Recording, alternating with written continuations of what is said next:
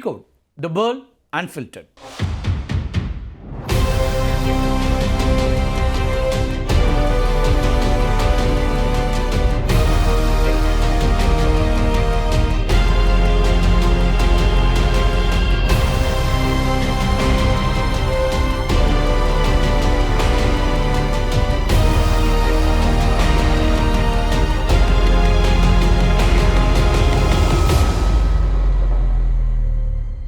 உலகத்திலேயே அதிக இராணுவ பட்ஜெட் கொண்ட அமெரிக்கா தன்னோட கையிருப்பில் இருக்கக்கூடிய அதிநவீன ஏவுகணைகள் தீர்ந்து போனதுனால ஈரான் போரில் பெரும் சவால்களை சந்தித்துட்டு இருக்கு. பற்றாக்குறையை ஈடு செய்யறதுக்கு பனிப்போர் காலத்து ஏவுகணைகளை தூசு தட்டி எடுத்து வர வேண்டிய கட்டாயத்திற்கு பென்டகன் தள்ளப்பட்டிருக்கிறது அப்படிங்கிற செய்திகளை பார்க்குறோம். அமெரிக்கா மற்றும் ஈரான் இடையே கடந்த 5 மாதங்களுக்கு மேலாக போர் நடைபெற்று வருகிறது. நம்ம தொடர்ச்சியாக அதை பற்றி பேசிகிட்டே இருக்கிறோம். ஈரானுடைய முக்கியமான இலக்குகள் மேலே அமெரிக்கா தன்னுடைய அதிநவீன ஏவுகணைகளை ஏவி தாக்குதலை நடத்திக்கிட்டு இருக்கிறாங்க. சில நாட்கள் போர் நிறுத்தம், சில நாட்கள் கடுமையான தாக்குதல் அப்படின்னு எண்டு காடே இல்லாமல் போர் தொடர்ந்துட்டு இருக்குது. ஈரான் மேலே இந்த போரை நடத்துறதுக்கு அமெரிக்கா நாளொன்றுக்கு 10,000 கோடி ரூபாய் செலவு பண்ணாங்க. இதில் ஆயுத செலவுகளும் அடக்கம். உலகத்திலேயே மிக பிரம்மாண்டமான இராணுவத்தை கட்டமைச்சிருக்கக்கூடிய அமெரிக்கா யாரும் கற்பனை செய்ய முடியாத அளவுக்கு அதிநவீன ஆயுதங்களையும் வச்சிருக்கிறாங்க. ஆனால் அமெரிக்காவுடைய ஆயுத கிடங்கு காலியாகி வருவதா பென்டகன் கவலை தெரிவிச்சிருக்கு. விமானப்படையினுடைய நேரடி தலையீடு இல்லாமல் எதிரி நாட்டின் இலக்குகளை துல்லியமாக தாக்க உதவக்கூடிய ஆர்மி டாக்டிக்கல் மிசைல் சிஸ்டம், அதே போல் அதிநவீன ப்ரிசிஷன் ஸ்ட்ரைக் மிசைல்ஸ், இது எல்லாத்தையுமே ஈரானுக்கு எதிராக அதிகமாக பயன்படுத்திட்டதாக சொல்லப்படுது. அமெரிக்க கடற்படை கப்பல்கள், அதே போல் நீர்மூழ்கி கப்பல்கள்லேருந்து ஏவப்படக்கூடிய நீண்ட தூர டோமஹாக் ஏவுகணைகளுடைய கையிருப்பும் கூட 50% வரைக்கும் குறைந்து விட்டதாக பென்டகன் கவலை தெரிவிச்சிருக்கு.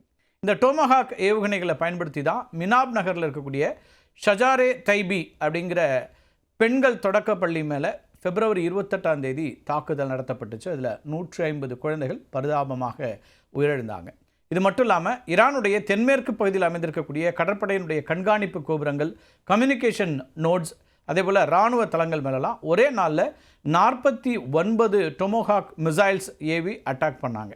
இந்த டொமோஹாக் மிசைல்ஸ் அப்படிங்கிறது அமெரிக்க படைகளுடைய முதன்மையான பாதுகாப்பு அரணாவும் தாக்குதல் வியூகத்தினுடைய தூணாவும் திகழக்கூடிய ஒன்று. இந்த டொமோஹாக் மிசைல்ஸ் 1600 கிலோமீட்டர் தொலைவில் நின்றிருக்கக்கூடிய போர்க்கப்பல்கள் அல்லது நீர்மூழ்கி கப்பல்களிலிருந்து ஏவ முடியும். விமானிகளுடைய உயிருக்கு எந்த ஆபத்தும் இல்லாமல் எதிரியினுடைய இலக்குகளை துல்லியமாக அழிக்க முடியுங்கிறது தான் இதனுடைய ஸ்ட்ரென்த். அமெரிக்க கடற்படையினுடைய அனைத்து முக்கியமான போர்க்கப்பல்கள்லையும் இந்த டொமோஹாக் மிசைல்ஸ் அப்படிங்கிற அந்த மிசைல்ஸை ஏவக்கூடிய வெர்டிக்கல் லான்ச்சிங் சிஸ்டம் பொருத்தப்பட்டிருக்கும். 1991 வளைகுடா போரில் ஆரம்பித்து இப்போ வரைக்கும் அமெரிக்கா எந்த ஒரு பெரிய போரை தொடங்கினாலும் முதல் அடி எடுத்து வைக்கிறதுங்கிறது இந்த டொமோஹாக் மிசைல்ஸ் மூலமாக தான்.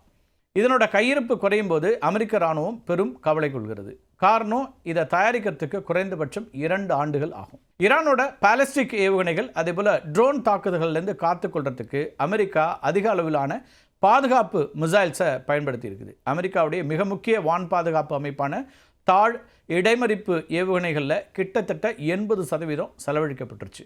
அதே போல் பேட்ரியாட் பாதுகாப்பு அமைப்பினுடைய இடைமறிப்பு மிசைல்ஸ் இருக்கு இல்லையா, அதனோட கையிருப்பும் 65% குறைஞ்சிருக்கிறதா தகவல்கள் வருது.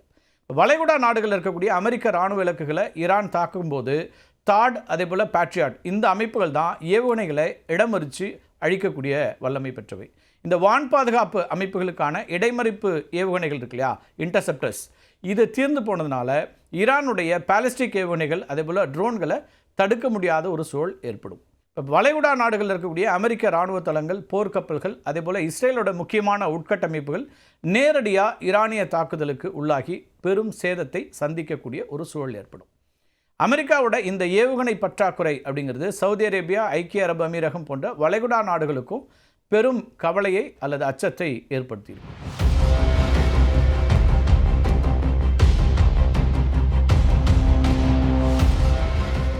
அமெரிக்காவுடைய தாட் மற்றும் பேட்ரியாட் இந்த பாதுகாப்பு வலயம் பலவீனம் அடைஞ்சதுனால அவங்களுடைய எண்ணெய் சுத்திகரிப்பு நிலையங்கள், அதே போல் குடிநீர் சுத்திகரிப்பு மையங்கள் ஈரானிய தாக்குதலுக்கு நேரடியாக இலக்காகக்கூடிய அபாயமும் இருக்கிறது. டொமோஹாக் போன்ற நீண்ட தூர துல்லிய மிசைல்ஸ் இருக்கு இல்லையா, அது காலியாச்சுன்னா அமெரிக்காவால் பாதுகாப்பான தொலைவில் இருந்து வான்வழி தாக்குதலை நடத்த முடியாது. ஈரானோட நிலத்தடி ஏவுகணை தளங்களை அழிக்கிறதுக்கு அமெரிக்கா F-35B2 போன்ற போர் விமானங்களை ஈரானிய வான் எல்லைக்குள்ளே நேரடியாக அனுப்ப வேண்டியிருக்கும். வான் எல்லைக்குள்ளே சென்றால் S-300 போன்ற வான் பாதுகாப்பு அமைப்புகளால் அமெரிக்க போர் விமானங்கள் சுட்டு வீழ்த்தப்பட்டு விமானிகளுடைய உயிருக்கு ஆபத்து ஏற்படக்கூடிய ஒரு சூழல் ஏற்படும். இந்த பற்றாக்குறையை ஈடு செய்யறதுக்கு மற்ற நாடுகள் இருக்கக்கூடிய அமெரிக்க இராணுவ தளங்கள் இருக்கக்கூடிய ஏவுகணைகள் மத்திய கிழக்கு பகுதிக்கு மாற்றப்பட்டு வருகின்றன. அந்த அளவுக்கு அங்கே ஒரு பற்றாக்குறை ஏற்பட்டிருக்கு. ஜெர்மனி, இத்தாலி, அதே போல் போலந்து நாடுகள் இருக்கக்கூடிய இராணுவ தளங்களில் இருப்பில் வைக்கப்பட்டிருக்கக்கூடிய பேட்ரியாட், அதே போல் தாட் வான் பாதுகாப்பு ஏவுகணைகள் மத்திய கிழக்குக்கு அனுப்பப்பட்டு இருக்கின்றன. ஜப்பான், தென்கொரியா, குவாம் தீவில் இருக்கக்கூடிய அமெரிக்க கடற்படை தளங்களிலிருந்து டொமஹாக் மிசைல்ஸும் மத்திய கிழக்கு போர்க்களத்திற்கு புறப்பட்டிருக்கின்றன அப்படின்னு தான் வரக்கூடிய செய்திகளை பார்க்குறோம். ஈரானோட பாலிஸ்டிக் ஏவுகணைகள் மற்றும் ட்ரோன் தாக்குதல்களிலிருந்து சவுதி, அமீரகம், அதே போல் இஸ்ரேலோட இருக்கக்கூடிய அமெரிக்க தளங்களை பாதுகாக்கிறதுக்கு தாட், அதே போல் பேட்ரியாட் PAC-3 ஏவுகணைகள் அவசரமாக கொண்டு வரப்படுகின்றன. ஈரானிய நிலத்தடி வெடிமருந்து கிடங்குகள், அதே போல் வான் பாதுகாப்பு ரெடார்களை தூரத்திலிருந்தே தாக்கிறதுக்கு கடற்படை கப்பல்களுக்கு தேவையான மிசைல்ஸ் சரக்கு விமானங்கள் மூலமாக கொண்டு சேர்க்கப்படுகின்றன. டொமஹாக், பேட்ரியாட் போன்ற ஏவுகணைகள் மிகப்பெரிய எடை கொண்டவை. இதை வழக்கமான வணிக கப்பல்களில் அனுப்புனா காலதாமதமாகும். இதனால் அமெரிக்கா தன்னுடைய ராட்சச C-17 குளோப் மாஸ்டர், அதே போல் C-5 கேலக்ஸி சரக்கு விமானங்களை ஐரோப்பா மற்றும் பசிபிக் தளங்கள்லேருந்து இரவோடு இரவாக மத்திய கிழக்குக்கு கொண்டுட்டு போகிறாங்க. இந்த பணிகள் தொய்வில்லாமல் நடைபெறத்துக்கு ஏர் பிரிட்ஜ் அமைச்சு சரக்கு விமானங்களை அமெரிக்க இராணுவம் இயக்க தொடங்கியிருக்கிறது. நூற்றுக்கணக்கான ராட்சச சரக்கு விமானங்கள் சீரான இடைவெளியில் ஒரு விமான நிலையத்திலிருந்து புறப்பட்டு மற்றொரு தளத்தில் தரையிறங்கும். பொருட்களை இறக்கிய உடனே மீண்டும் அடுத்த கட்ட பணிக்கு விமானங்கள் திரும்பும் வகையில் ஒரு ரேஷனல் லூப் உருவாக்கப்படும். இதுதான் ஏர் பிரிட்ஜ் அப்படின்னு அழைக்கப்படுது. கடல் வழியாக போர்க்கப்பல்ல ஆயுதங்களை கொண்டு செல்ல 2 முதல் 4 வாரங்கள் ஆகும். இப்போ அந்த நேரத்தில் ஏர் பிரிட்ஜ் மூலமாக 24 மணி நேரத்துக்குள்ளே தேவையான ஏவுகணைகளை இடமாற்றம் செய்ய முடியும். இப்போ முக்கியமான போர்க்களங்களில் ஏவுகணை பற்றாக்குறை ஏற்படும் போது அமெரிக்கா தன்னுடைய ராட்சச இராணுவ விமானங்களை பயன்படுத்தி இந்த ஏர் பிரிட்ஜை அமைக்கிறாங்க. ஏர் பிரிட்ஜ் நடவடிக்கையின் போது ராட்சச சரக்கு விமானங்கள் வழியில் எங்கும் நிற்காமல் தடையின்றி இலக்கை அடையிறதுக்காக காற்றில் பறந்தபடியே எரிபொருள் நிரப்பக்கூடிய KC-46 டேங்கர் விமானங்களையும் அமெரிக்கா களமிறக்கி இருக்குது. அது மட்டும் இல்லாமல் ஆயுத பற்றாக்குறையை சமாளிக்கிறதுக்கு பனிப்போர் காலத்து பழைய மிசைல்ஸ் இருக்கு இல்லையா, அதையும் இராணுவ தளவாடங்களையும் தூசி தட்டி மீண்டும் பயன்பாட்டுக்கு கொண்டு வர்றதுக்காகவும் ஒரு திட்டத்தை வைத்திருக்கிறது அமெரிக்கா. பனிப்போர் காலத்தில் சோவியத் யூனியனுக்கு எதிராக அமெரிக்கா லட்சக்கணக்கான மிசைல்ஸையும் ஆயுதங்களையும் தயாரித்து அரிசோனா பாலைவனத்தில் இருக்கக்கூடிய சேமிப்பு கிடங்குகளில் பத்திரப்படுத்தி வச்சுருக்கிறாங்க. இந்த பழைய ஏவுகணைகளுடைய ராக்கெட் மோட்டார்கள், சென்சார்களை சரிபார்த்து நவீன மின்னணு சிப்ஸ், அதே போல் GPS பொருத்தி புதிய ஏவுகணைகளாக மாற்றக்கூடிய பணியை அமெரிக்க பாதுகாப்பு நிறுவனங்கள் முடுக்கிவிட்டிருக்கிறாங்க.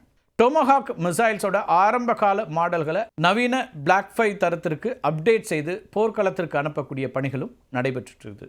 மற்ற பிராந்தியங்களிலிருந்து ஏவுகணைகளை திருப்புறது அப்படிங்கிறது மத்திய கிழக்கில் தற்காலிக நிவாரணத்தை அளித்தாலும் அமெரிக்காவுக்கு சில ஆபத்துகளையும் உருவாக்கும். ஜப்பான், தென்கொரியாவில் இருக்கக்கூடிய வான் பாதுகாப்பு அமைப்பு, அதே போல் ஏவுகணைகளுடைய எண்ணிக்கை குறையும் போது அந்த பகுதியில் சீனாவை அச்சுறுத்தக்கூடிய அமெரிக்காவுடைய டிட்டரன்ஸ் அப்படிங்கிறது பலவீனம் அடையும். இது மட்டும் இல்லாமல் ஐரோப்பாவில் இருக்கக்கூடிய அமெரிக்க சேமிப்புகள் காலியாச்சு அப்படின்னா யுக்ரைனுக்கு ஆயுதங்களை வழங்க முடியாத நிலை ஏற்படும். அதனால் இந்த இடமாற்றம் அப்படிங்கிறது ராபிங் பீட்டர் டு பே பால் அப்படிங்கிற ஒரு தற்காலிக நடவடிக்கையாகத்தான் அமையும். உலகளாவிய உற்பத்தியை விரைவாக அதிகரிக்க முடியாத சூழலில் ஒரு பிராந்தியத்தினுடைய பாதுகாப்பை குறைத்து மட்டுமே அமெரிக்காவால் மத்திய கிழக்கு போரை தொடர்ந்து நடத்த முடியுது. இதன் காரணமாக தான் ஈரான் போர் குறித்து அடிக்கடி தன்னுடைய நிலையை மாற்றிக்கொள்கிறார் அமெரிக்க அதிபர் ட்ரம்ப். எதிரியினுடைய மலிவான ட்ரோன்களுக்கு பதிலடி கொடுக்கறதுக்கு அதிக விலை இருக்கக்கூடிய ஏவுகணைகளை விரயம் செய்ததன் விளைவை அமெரிக்கா இப்போ அனுபவிச்சுட்டு இருக்காங்க. மத்திய கிழக்கில் ஏற்பட்டிருக்கக்கூடிய இந்த ஆயுத பற்றாக்குறை போரின் போக்கை மாற்றுவது மட்டுமல்லாமல் இந்தோ பசிபிக் பிராந்தியத்தில் சீனா போன்ற நாடுகளுக்கு சாதகமான போர்க்களச் சூழலை உருவாக்கக்கூடிய மிகப்பெரிய ஆபத்தாகவும் உருவெடுத்திருக்கிறது. மீண்டும் ஒரு காணொலியில் சந்திக்கலாம் நண்பர்களே. நன்றி, வணக்கம்.